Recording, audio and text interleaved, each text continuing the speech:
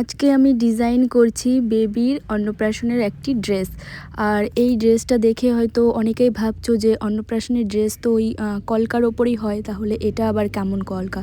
Actually আমি যেদিন থেকে একটু ওই বুঝেছি যে সাজগোজ সম্পর্কে একটু ধারণা হয়েছে, সেদিন থেকেই আমার মনে হতো বিয়ে আর অন্নপ্রাশন এই দুটো তো মানুষের জীবনে একবারই হয়, তাহলে মানুষ কেন একই রকম সাজে, একটু কেন আলাদা করে না। এখন তো সব বেবিরাই কলকা মোটিভের ওপর ড্রেস পরে, তো আমার মনে হলো একটু আলাদা কিছু করা যাক। আর এটাও তো কলকাই, একটু বড় করে করছি, এই যা পার্থক্য।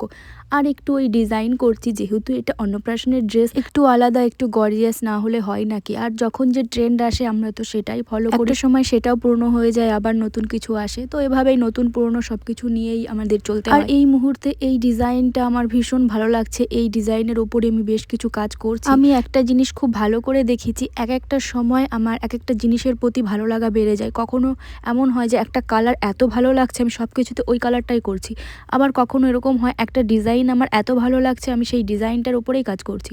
তো যখন যেটা আমার ভালো লাগে আমি সেভাবেই কাজ করি, তারপর আবার নতুন কিছু হয়তো মাথায় আসে। আর এই ড্রেসের কালারটা তোমরা আশা করি দেখেই বুঝতে পারছো, এটা প্যারট গ্রিন, ভীষণ মিষ্টি একটা কালার, অতিরিক্ত লাইটে হয়তো একটু ওই ঝাপসা হয়ে যাচ্ছে।